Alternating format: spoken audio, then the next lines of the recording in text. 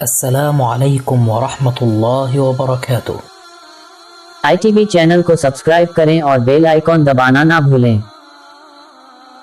ان الحمد للہ نحمده ونستعینه ونستغفره ونعوذ باللہ من شرور انفسنا ومن سیئات اعمالنا من يهده الله فلا مضل له ومن يضلله فلا هادي له واشهد ان لا اله الا الله وحده لا شريك له واشهد ان محمدا عبده ورسوله اما بعد فان خير الحديث كتاب الله وخير الهدي هدي محمد صلى الله عليه وسلم وشر الأمور محدثاتها وكل محدثة بدعة وكل بدعة ضلالة وكل ضلالة في النار فأعوذ بالله السميع العليم من الشيطان الرجيم بسم الله الرحمن الرحيم يا أيها الذين آمنوا اتقوا الله حق تقاته ولا تموتن إلا وأنتم مسلمون يا أيها الناس اتقوا ربكم الذي خلقكم من نفس واحدة وخلق منها زوجها وبث منهما رجالا كثيرا ونساء واتقوا الله الذي تساءلون به والأرحام إن الله كان عليكم رقيبا يا أيها الذين آمنوا اتقوا الله وقولوا قولا سديدا يصلح لكم أعمالكم ويغفر لكم ذنوبكم ومن يطع الله ورسوله فقد فاز فوزا عظيما وقال الله عز وجل بسم الله الرحمن الرحيم إن الصلاة تنهى عن الفحشاء والمنكر۔ سب سے پہلے تمام قسم کی حمد و ثنا، بڑائی اور کبریائی اور بزرگی اس اللہ عز و جل کے لیے لائق و زیبا ہے جس نے ہمیں اور آپ کو اس دنیا میں پیدا فرمایا۔ بے شمار درود و سلام نازل ہو تمام نبیوں، پیغمبروں اور رسولوں پر، خصوصاً تاجدار مکی و مدنی احمد مصطفیٰ محمد مصطفیٰ صلی اللہ علیہ وسلم پر۔ محترم سامعین، ہم نے اور آپ نے مہمان مہینے رمضان کو ابھی رخصت کیا ہے۔ ہم نے جو بھی نیکیاں کی ہیں، اللہ تبارک و تعالیٰ سے دعا ہے الہ العالمین ان تمام نیکیوں کو، تمام عبادتوں کو، تمام ہمارے اچھے اعمال کو شرف قبولیت کا مقام عطا فرمائے، آمین۔ حضرات، بارہا آپ کو یہ بتایا جاتا ہے کہ ماہ رمضان جو ہر سال ہمارے بیچ ایک بار آتا ہے، اس کے آنے کا بڑا عظیم مقصد ہے، اور مقصد اگر حل نہ ہو تو پھر اس مہینے کو پانے کا ہمارا کوئی مطلب نہیں ہے۔ رمضان کا مہینہ ہماری اور آپ کی تربیت کے لیے آتا ہے، ہمیں اور آپ کو کچھ سکھانے اور کچھ بتانے آتا ہے، ہمیں اور آپ کو اللہ کی راہ پر چلنے کا ڈھنگ، سلیقہ اور اصول بتلانے آتا ہے۔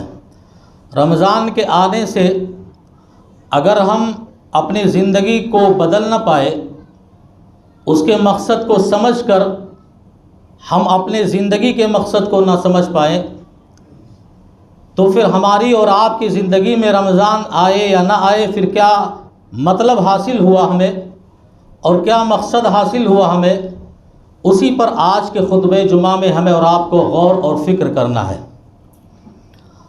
اگر اس تربیت سے ہم اور آپ بھٹک رہے ہیں، ہم اور آپ غفلت میں ہیں، ہم اور آپ سستی میں ہیں، تو ہمیں اس کی تربیت کو اپنے زندگی کا ایک انمول تحفہ سمجھ کر اختیار کرنا چاہیے، استعمال کرنا چاہیے۔ کچھ تبدیلی ہمارے اندر، ہماری زندگی میں آنی چاہیے، اور یہ اللہ کا بے پناہ شکر و احسان ہے کہ سب ایک جیسے نہیں ہوتے۔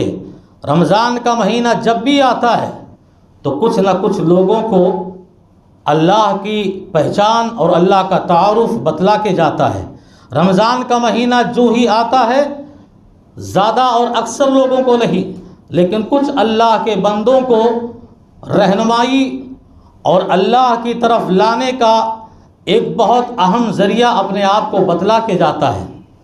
حضرات، آپ شریعت میں یہ جانتے ہیں کہ عمل کس کو کہتے ہیں؟ آپ یہ تو جانتے ہیں کہ بغیر عمل کے ہماری اور آپ کی کامیابی ناممکن ہے، ہماری اور آپ کی اخروی نجات ناممکن ہے، ہمارے اور آپ کے عالم برزخ کی زندگی کی نجات ناممکن ہے۔ وہ اعمال اختیار کرنے ہی کرنے ہیں۔ اور مکمل جمعہ کا خطبہ میں نے رمضان کے مہینے میں اسی موضوع پر دیا تھا کہ بغیر اعمال صالحہ کے ہماری دنیاوی اور اخروی زندگی دونوں ہی ویران ہے، دونوں ہی ناکام ہے اور دونوں ہی بیکار ہے۔ آخرت کی زندگی میں ہمیں انجام بھگتنا پڑے گا اگر ہماری زندگی میں اعمال صالحہ نہ رہے۔ اور شریعت عمل کی تعریف کرتی ہے، شریعت نیکیوں کی تعریف کرتی ہے، شریعت بھلائیوں کی تعریف کرتی ہے کہ ایسا عمل، ایسی نیکی، ایسی بھلائی، ایسا اچھا کام جو زندگی میں آدمی اپنا ایک جو ہے شیڈول بنا لے اور اس عمل کو برابر انجام دیتا رہے، اس عمل پر استقرار رہے، اس وقت اس عمل پر وہ قائم رہے۔ اللہ رب العزت نے سورۃ النحل میں ایک عظیم مثال دے کر اپنے بندوں کو سمجھایا ہے کہ اس طرح نہ ہو جاؤ، اس بوڑھی عورت کی طرح نہ ہو جاؤ جو بڑی محنتوں کے ساتھ جو ہے بڑی مشقتوں کے ساتھ سود کاٹتی ہے، اور پھر جب وہ سود کاٹ کر مکمل کر دیتی ہے پھر اس کو بکھیر کر خراب کر دیتی ہے۔ ہم اور آپ سماج اور معاشرے میں ایک موٹی اور ایک عظیم مثال دے کے سمجھاتا ہوں۔ کوئی عورت ہے، عورت اپنے بچوں کے لیے، اپنے شوہر کے لیے سویٹر بناتی ہے یا رومال بناتی ہے، بڑی محنتوں کے ساتھ مختلف اون کے دھاگوں کو پرو کر بڑی مشقتوں کے ساتھ ٹھنڈک سے بچنے کے لیے، سردیوں سے بچنے کے لیے وہ سویٹر تیار کرتی ہے، مفلر تیار کرتی ہے، رومال تیار کرتی ہے۔ اور کیا جواب ہوگا آپ کا کہ جب رومال بن کر مکمل ہو جائے، سویٹر بن کر مکمل ہو جائے، پھر وہی عورت سویٹر کو قینچی لے کر کاٹ کے اس کے دھاگے کو الگ کر دے، ہم اور آپ اس پر ناراض ہو جائیں گے، ہم اور اس پر غصہ ہو جائیں گے کہ عورت ذات کتنا بیوقوف ہے، کتنا احمق ہے تو، اتنی محنتوں کے ساتھ یہ مفلر اور یہ سویٹر بنائی تھی، اتنی محنتوں اور مشقتوں کو اٹھا کر، اور پھر تو نے اسی کو قینچیوں سے کاٹ کے خراب کر دیا، اس کو الگ کر دیا۔ اس سویٹر کا مقصد کہاں حاصل ہوا؟ اس سویٹر کا غرض کہاں حاصل ہوا؟ ہم ٹھنڈک سے کیسے بچیں گے؟ ہم سردی سے کیسے بچیں گے؟ محنتوں کے بعد سویٹر جیسے خراب کر دیا۔ ہم نے رمضان کے مہینے میں اللہ رب العزت اپنے بندوں کو وصیت کر رہا ہے، نصیحت کر رہا ہے کہ جس طرح وہ عورت اتنی محنتوں کے ساتھ بنا کر قینچیوں سے کاٹ کر خراب کر ڈالی، یا آپ عظیم مثال، موٹی مثال لے لیجئے، شاندار محل آپ نے بنایا، اچھا گھر آپ نے بنایا، دیوار میں رنگ و روپ لگایا اور دکھانے کے لیے، دیکھنے کے لیے وہ گھر یقیناً بڑا شاندار بنا، لیکن کیا ہے حل؟ جب آپ خود ہی اس گھر کو گرا دیں، اس گھر کو ڈھا دیں، اس گھر کے اینٹوں کو اکھاڑ دیں، اس بگلے کو گرا کر بلڈوزر سے تہس نہس کر دیں، لوگ سوچیں گے کہ یہ گھر کا خود مالک ہو کے اتنی محنتوں کے ساتھ، اتنے پیسے لگا کر اتنا عظیم الشان عمارت بنایا، گھر بنایا، اور اپنے ہی ہاتھوں سے ہتھوڑے لے کر اور اپنے ہی ہاتھوں سے مشینیں لے کر اس بنگلے کو گرا دیا۔ آخر اس گھر کا، اس کے مقصد کیا حاصل ہوا؟ اسی طرح رمضان کے مہینے میں ہم نے اور آپ نے بہت ساری عبادتیں کی، اللہ کے فضل و کرم سے بہت ساری نیکیاں کی، لیکن ہم اگر ان عبادتوں پر مستقر نہ رہے، ہم ان نیکیوں پر اگر قائم نہ رہے، اگر ہم اللہ کی ان عبادتوں پر اپنے آخری سانس تک جمے نہ رہے، تو پھر رمضان کے آنے کا مہینہ ہمارے اور آپ کی زندگی کا مقصد حاصل کیا ہوا؟ ہم نے کیا سیکھا، کیا تربیت لیا؟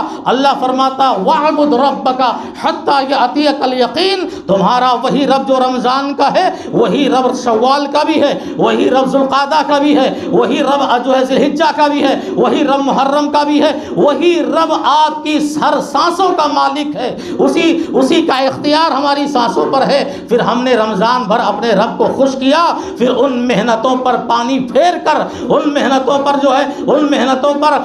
رائے گا، ان محنتوں کو کر کے پھر اپنے رب کو ہم ناراض کیسے نہ کریں، ہم اپنے رب کو غصہ کیسے نہ کریں؟ وہ رب جو ہمارے اوپر ہماری زندگی کا اختیار رکھتا ہے اور یہ حکم دیتا ہے عبادت کرو اس وقت تک جب تک قیامت نہ آ جائے، عبادت کرو اپنے اس رب کی جب تک تمہاری آخری سانس چل رہی ہو۔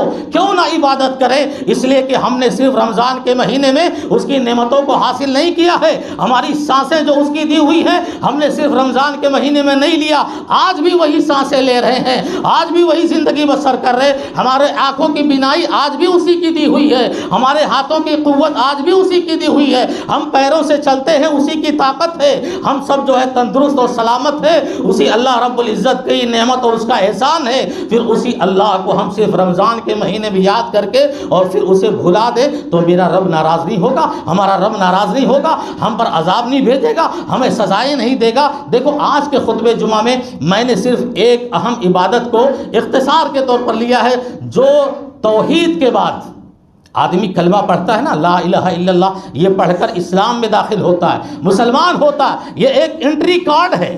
جیسے آپ شو روم میں جاتے ہیں یا کہیں بڑے بڑے مال میں جاتے ہیں تو کوئی کارڈ ہوتا ہے جس سے آپ کی انٹری ہوتی ہے. تو اسلام میں اور مسلمان ہونے کے لیے جو انٹری کارڈ ہے وہ توحید ہے. لا الہ الا اللہ پڑھ لیا آپ نے, آپ اسلام میں داخل ہو گئے. پر اس کے بعد اسلام اور شریعت کی جو تعلیمات ہے اگر ہم نے اس کو فالو نہ کیا, اگر ہم نے اس کی اتباع اور پیروی نہ کی, ہم نے اور بھی اصولوں کے اس کے نہیں مانا, پھر انٹری کارڈ لے کر ہمیں کوئی مطلب حاصل نہیں ہوگا. ہم مال میں داخل ہو جائیں, اندر مال کے اندر شاپنگ سینٹر کے جو اصول جو قانون ہے اگر اس قانون پر ہم عمل نہ کریں تو اس انٹری کارڈ سے ہمیں کوئی حاصل نہیں ہوگا, بلکہ ہمیں دوبارہ ریٹرن واپس بھگا دیا جائے گا کہ جاؤ جو ہے شو روم سے باہر جاؤ. انٹری کارڈ سے جب تک یہاں کے اصول پر عمل نہ کرو گے اندر جانے کے آپ کو جو ہے داخلہ اور کوئی سامان خریدنے کا آپ کو جو ہے اجازت نہیں ہوگی. تو پھر شریعت کہتی ہے کہ کلمہ توحید پڑھ کر اقرار کر کے ہم اسلام میں تو داخل ہو گئے, لیکن توحید کے بعد جس عبادت کو ہمیں سب سے جو ہے اہم فالو کرنا ہے, جس قانون کو ماننا ہے, جس اہم عبادت کو انجام دینا ہے اور جس کی سب سے زیادہ اسلام میں اور شریعت میں فضیلت آئی ہے, قرآن مقدس میں اللہ نے 70 سے 80 جگہوں پر اپنے بندوں کو توحید کے بعد جو دوسری عبادت کو انجام دینے کا حکم دے رہا ہے, تاکید کر رہا ہے. آپ سبھی جانتے ہیں وہ اہم عبادت نماز ہے, وہ نماز ہے. نماز ایک اہم عبادت ہے جس سے ہم اور آپ اپنے مسلمان ہونے کا سچا اور پکا ثبوت دیتے ہیں. اسی وجہ سے جناب محمد رسول اللہ صلی اللہ علیہ وسلم نے ارشاد فرمایا, من ترک الصلاۃ متعمدا فقد کفر. عرب کے سعودی علماء نے تو باتفاق ہی کہہ دیا کہ توحید کا اقرار کرنے کے بعد بھی اگر کوئی شخص نمازی نہ بن سکا, اگر کوئی نماز کا فالو نہ کرے, اگر کوئی دوسری اہم عبادت نماز کو اپنی زندگی میں 5 وقتہ نمازوں کی ادائیگی نہ کرے, وہ شخص کافر ہے. اور سخت لہجہ استعمال کرتے ہوئے علماء دین نے کہا اس کی جنازہ بھی نہیں, اس سے ملنا جلنا بھی نہیں. آپ نماز کو کیا معمولی سمجھتے ہیں؟ نماز ایک اہم ایسی عبادت ہے. رمضان کے مہینے میں الحمدللہ امت کے بہت سارے لوگوں نے, مسلمانوں کی بہت بڑی جماعت نے اپنے مسجدوں میں آ کر نماز 5 وقتہ ادا کی. تو مجھے بتاؤ کیا یہ نماز صرف رمضان کے لیے تھا؟ یہ نماز صرف جو ہے ہمارے اور آپ کے لیے رمضان کے لیے جو آیا تھا کہ جیسے روزہ رمضان کا رکھ دو اسی کے ساتھ نماز پڑھو, باقی جو ہے دن جو ہے کھلے سانڈ کی طرح گھومے, پھر یہ پیشانی اللہ کی بارگاہ میں جھکنے نہیں آئے گی؟ میرے بھائی اور دوستو, نماز کے تعلق سے جناب محمد رسول اللہ صلی اللہ علیہ وسلم کی اہم تعلیم دیکھو. آدمی جس سے پیار کرتا ہے, آدمی جس سے محبت کرتا ہے, جب آخری لمحہ ہوتا ہے تو بہت قیمتی نصیحتیں کرتا ہے. ابھی ہم اور آپ سفر پہ جا رہے ہوں, اپنے بچوں کو بلاتے ہیں, بیٹا 4 دن کے لیے سفر پہ جا رہا ہوں, یہ تمہیں کرنا, یہ جو قیمتی نصیحت ہوتی ہیں اپنی اولاد کو وہ وصیت اور نصیحت کر کے جاتے ہیں. آدمی آخری سانس ٹوٹ رہا ہے, اس کی زندگی کے آخری لمحات ہیں, وہ جس سے سب سے زیادہ پیار کرتا ہے وہ اپنے قریب بلاتا ہے اور بولتا ہے بیٹا میں جا رہا ہوں, ہو سکتا ہے میری سانس ٹوٹ جائے, میں زندگی سے رخصت ہو جاؤں, دیکھو فلاں کام تمہارے ذمہ ہے, اس کو انجام دینا, اس کو بھولنا مت. پھر وہ آخری نبی جنہوں نے اپنی اولاد سے زیادہ اپنی امت سے پیار کیا, جنہوں نے اپنے بچوں سے زیادہ اپنی امت سے لگاؤ رکھا, پل پل لمحہ ہمیشہ میرے پیغمبر نے, ہمارے نبی نے یہ چاہا میری امت کا ہر فرد جہنم سے آزاد ہو جائے اور جنت میں داخلہ اس کا ہو جائے. ہر امت کے ایک فرد کے لیے ہمارے نبی اتنا تڑپ رہے تھے, ہمارے نبی اتنا پریشان تھے, اپنی امت کے لیے آنکھوں سے آنسو بہا رہے تھے. ایسے نبی اپنے آخری لمحے میں, اپنے مرض الموت کے اندر, جب آپ دنیا کو الوداع کہنے والے ہیں, آپ بچوں کو الوداع کہنے والے ہیں، آپ اس دنیا فانی سے رخصت ہونے والے ہیں، آخری لمحہ اپنے صحابہ کو وصیت کر رہے ہیں، نصیحت کر رہے ہیں، الصلاۃ والصلاۃ وما ملکت ایمانکم، میرے صحابہ میرے جانے کے بعد نماز کو قائم رکھنا، نماز زندگی میں کبھی نہ چھوڑنا، یہی وہ عبادت ہے جس سے آسمان سے تمہارے لیے مدد آتی ہے، یہی پیشانی جھکانے کی وجہ سے اللہ اپنے بندوں کی حمایت اور نصرت میں اپنے فرشتوں کو بھیجتا ہے اور نبے شمار رحمتیں اور برکتوں کو نازل فرماتا ہے۔ میں امت سے پوچھتا ہوں، ہم اور آپ کو، ہم غیروں کو کیا الزام دیں؟ ہم ظالموں کو کیا الزام دیں؟ ہم دوسروں کو کیا مورد الزام ٹھہرائے؟ خود اپنے گریبان میں جھانکے، خود اپنے جو ہے دلوں کو ٹٹولیں، اپنے نفس کو ٹٹولیں کہ آخر ہم جو ذلیل ہیں، آخر ہم جو رسوا ہیں، ہماری عبادت گاہوں پر جو بے اثر ہو رہے ہیں، ہماری عبادت گاہوں پر جو بھی حالات پیش آ رہے ہیں، وہ بچہ اس ہندوستان کا جانتا ہے۔ ذرا وہ گریبان میں جھانکے کہ ویران یہ عبادت گاہیں کیوں ہو رہی ہیں، ان عبادت گاہوں کو لوگوں کے نگاہوں میں کیوں آ رہی ہیں؟ اس لیے کہ ہم نے اور آپ نے خود اس مسجد کو، اس عبادت گاہوں کو ہم نے ویران کر دیا، نمازوں سے اپنا رشتہ توڑ دیا۔ نبی نے جو وصیت کی تھی نماز، یا ایھا الذین آمنوا استعینوا بالصبر والصلاۃ، اللہ کی مدد چاہتے ہو صبر کرو اور نمازوں کو قائم کرو۔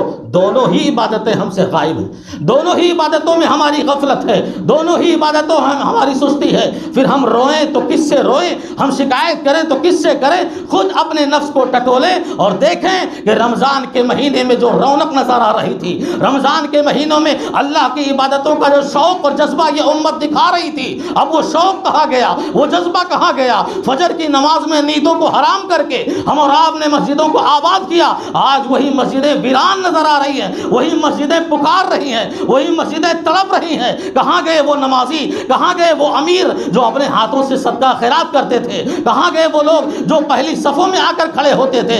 کہاں گئے وہ لوگ جہاں مسجدوں کو آباد کرنے والے تھے؟ آج فجر ہو کہ ظہر، عصر ہو کہ مغرب، عشاء ہو، کوئی بھی نماز ہو، آپ خود بخود اندازہ کر سکتے ہو کہ اس امت کے اندر صبر اور نماز کی کتنی غفلت ہے اور کتنی سستی ہے۔ پھر ہم ذلت و رسوائی کی کسی سے شکایت نہیں کر سکتے۔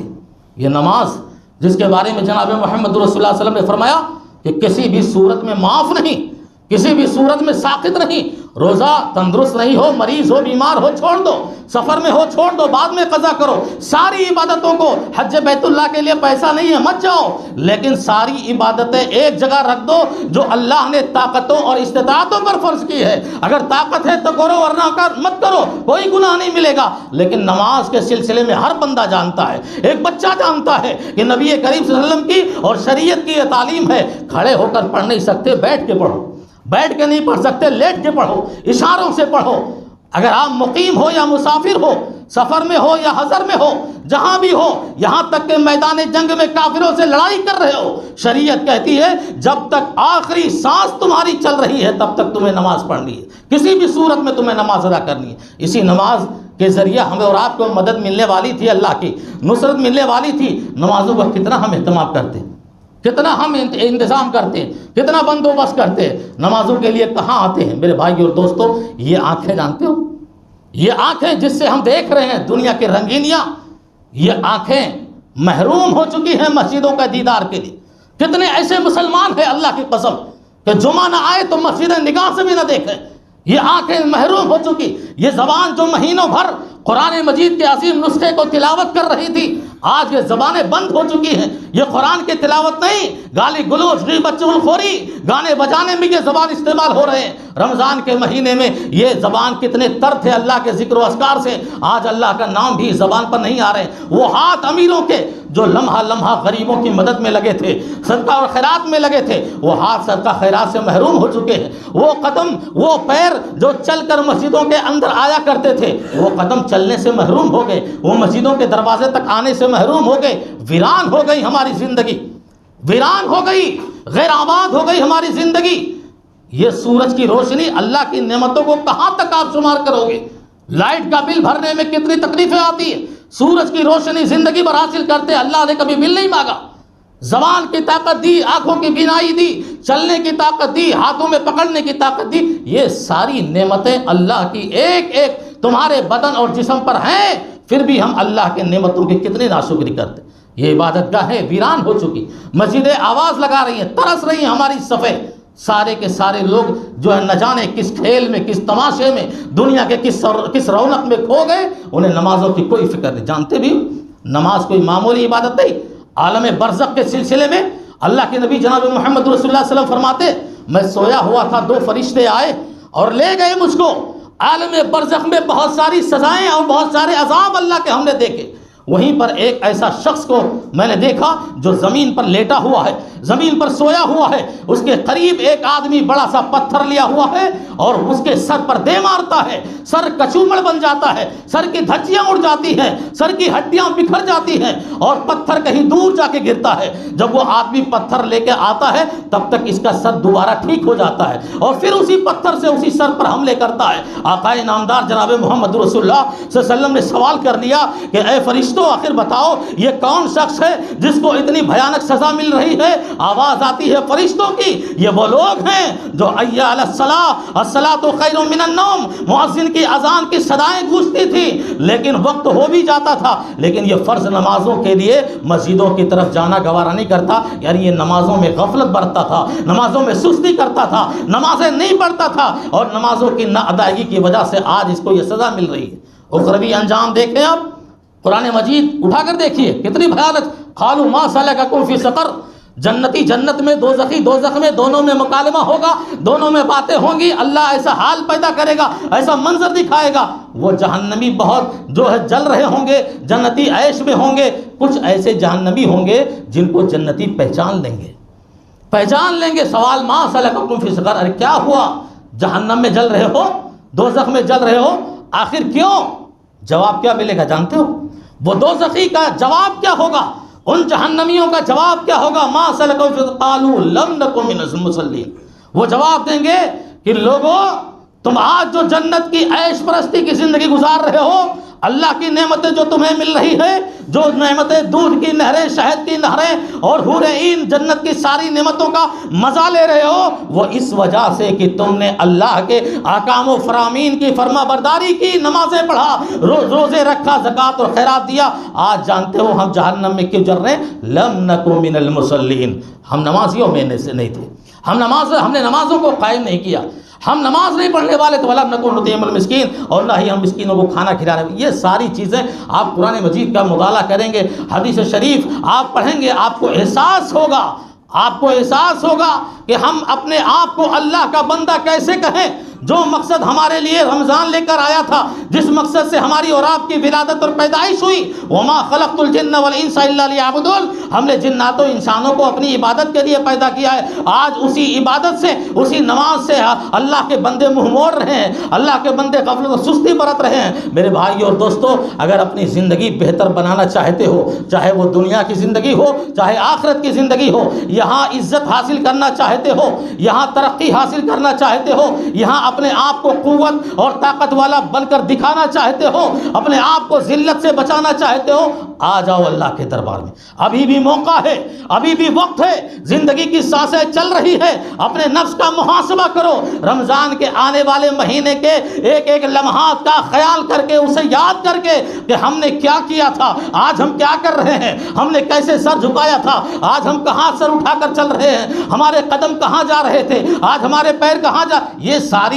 جو ہے احساسیات رمضان کے ایک ایک لمحے کا اگر ایک بچہ بھی اپنے دل میں پیدا کرے اور ایک نوجوان اپنے دل میں پیدا کرے، آپ جانتے ہو یہ نوجوان جو بھٹک گئے نا، نوجوانی جو ملتی ہے اللہ کی بہت بڑی نعمت ہے، اسی لیے عمر کے بارے میں سوال قیامت کے دن الگ ہوگا، جوانی کے بارے میں سوال الگ ہوگا۔ جوانی کے لمحات بڑے قیمتی ہیں، جوانی کے اوقات اور گھڑیاں اسلام اور شریعت کی نگاہ میں بڑی اہمیت رکھتے ہیں، اسی لیے تو اللہ کے نبی نے فرمایا رجل شاب نشأ فی عبادت اللہ، کہ عرش الہی کا سایہ حشر کے میدان میں جہاں گرمیوں سے لوگ اور پسینوں میں ڈوبے ہوں گے، اللہ کے عرش کا سایہ جن خوش نصیبوں کو ملے گا ان میں وہ لوگ بھی ہوں گے رجل شاب نشأ فی عبادت اللہ، ایسا نوجوان جس کی زندگی اللہ کی عبادتوں میں گزری ہوگی، جس کی زندگی نمازوں میں گزری ہوگی۔ میں انہی نوجوانوں سے پوچھتا ہوں جو اپنا شوق دکھا رہے تھے، اپنا جذبہ دکھا رہے تھے، اللہ کے سامنے جھکنے کا وہ ولولہ اور سارے جو ہے کائنات کائنات دیکھ رہی تھی، پھر آج انہی نوجوانوں میں اس رب کا ڈر کہاں چلا گیا؟ اس رب کا خوف کیوں چلا گیا؟ کیوں آپ نے پڑھا رمضان کے مہینے میں نمازیں، آج وہ رب تمہارا نہیں ہے؟ کیوں آپ نے اللہ کو رمضان کے مہینے میں یاد کیا، آج وہ تمہارا رب نہیں ہے؟ میرے بھائیو اور دوستو، ابھی بھی وقت ہے، سنبھل جاؤ، اپنے آپ کو سدھار لو، ورنہ لمحات ایسے آنے والے ہیں، اوقات ایسے آنے والے ہیں، گھڑیاں ایسی آنے والی ہیں، آ رہی ہیں، ہماری اور آپ کی آنکھیں دیکھ رہی ہیں مسلمان کیسا ذلیل ہو رہا ہے، اس کی عبادتیں کیسے ذلت و رسوائی کے کنارے پہنچ چکی ہیں۔ ہم اور آپ اپنی مسجدوں کو، اپنی عبادت گاہوں کو طاقت نہیں اور قوت نہیں بخشیں گے اگر یہاں اس کو آباد کر کے غیروں پر اپنی طاقت کا جبگٹا نہیں دکھائیں گے تو یاد رکھیں بہت سارے لمحات ابھی ایسے آنے والے ہیں کہ ہم اور زیادہ کمزور ہو جائیں گے، ہم اور زیادہ ضعیف ہو جائیں گے، ہم اور زیادہ بزدل ہو جائیں گے۔ میرے بھائیوں، بزدلی کو ختم کرو۔ آپ جانتے بھی ہو علامہ ابن قیم جوزی رحمۃ اللہ علیہ نے اپنی کتاب میں ایک عظیم واقعہ نقل کیا ہے، آپ حیران ہو جائیں گے سن کے۔ کون سے رب کی عبادت ہم نے کی رمضان میں، کون سے اللہ کو ہم نے پکارا، جانتے بھی وہ اللہ کون ہے؟ اس رب کے ایک ایک احسان ہماری زندگی میں ہے۔ وہ واقعہ ذکر کرتے ہیں کہ ایک عورت اپنے بچے کو ایک گلی میں مار رہی تھی، ایک ماں اپنے بچے کو گلی میں خوب مار رہی تھی اور وہ بچہ چیخ رہا تھا، وہ بچہ چلا رہا تھا۔ ماں نے کیا کیا؟ غصے سے اس کے سینے پہ دھکا دیا اور اس کے منہ پہ دروازہ بند کر دیا، یعنی گھر کا دروازہ بند کر دیا۔ وہ بچہ آگے گیا، کہتے ہیں کہ دیکھنے والوں نے اس بچے کو دیکھا، تھوڑا آگے گیا، رو رہا تھا، چاروں طرف دیکھ رہا تھا، کوئی اس کو دیکھنے والا، کوئی اس کا پرسان حال نہیں، کوئی اس کے قریب آنے والا نہیں، کوئی اس سے پوچھنے والا نہیں، بیٹا کیا حال ہے، کوئی نہیں۔ اسی گلی میں تنہا رو رہا ہے، آگے گیا، تھوڑی دیر کے بعد اپنی غلطیوں کو، اس کو احساس ہوا غلطیوں کا، فکر مند ہوا، غمزدہ ہوا، رنجیدہ ہوا کہ آخر میرے ساتھ ایسا معاملہ کیوں کیا گیا؟ جانتے بھی ہو، جب اس نے دیکھا ہمیں کوئی پوچھنے والا نہیں، پلٹ کے آیا اپنے گھر پر، لیکن دیکھتا ہے دروازہ ابھی بھی بند ہے۔ وہ دیکھتا ہے دروازہ ابھی بند ہے۔ وہ بچہ کیا کرتا ہے معلوم ہے؟ معصوم بچہ اسی دروازے کی چوکھٹ پر اپنا گال رکھ کے سو جاتا ہے، اپنا گال رکھ کے سو جاتا ہے۔ آپ دیکھتے ہوں گے پہلے زمانے میں بچے کو مارو، جا کے بیچارہ مٹیوں میں کھیل کھیل کے رو کے آ کے اسی دروازے پہ سو جاتا، سو گیا۔ تھوڑی دیر کے بعد وہ ماں دروازہ کھولتی ہے اور دیکھتی ہے اپنے معصوم بچے کو مٹیوں سے لدا ہوا اور آنکھیں آنسوؤں سے بھرے ہوئے معصوم بچے کا چہرہ دیکھتی ہے، وہ ماں تڑپ اٹھتی ہے، فوراً اس کو اٹھاتی ہے اور سینے سے لگاتی ہے اور کہتی ہے بیٹا کیا میں تجھ سے نہیں کہا کرتی تھی مت کر غلطیاں، میری بات مانا کر، میرے کہنے پر چل، تو نہیں چلا اسی لیے میں نے تجھ کو مارا۔ لیکن ماں نے محبت اور ماں کی ممتا دکھائی، سینے سے لگا کے اس کو چمٹا لیا۔ اللہ کے نبی جناب محمد رسول اللہ صلی اللہ علیہ وسلم ارشاد فرماتے ہیں کہ اس بچے کو اس ماں نے جتنے پیار سے اپنے سینے سے لگایا اور اپنی چھاتی سے لگایا اور لے کر گھر میں گئی، کہا بیٹا میں نہ تجھ سے کہتی تھی مخالفت مت کر، میری بات مانا کر، نہیں مانا تو تیرے ساتھ یہ حال ہوا۔ آپ دیکھ اللہ کے نبی فرماتے ہیں کہ اس ماں کی ممتا اور اس ماں کی ایک محبت کا نتیجہ ہے، ایک رحمت کا نتیجہ ہے۔ پھر وہ اللہ جس کے پاس اپنے بندوں کے لیے 99 رحمت موجود ہے، اگر بندہ پلٹ آئے،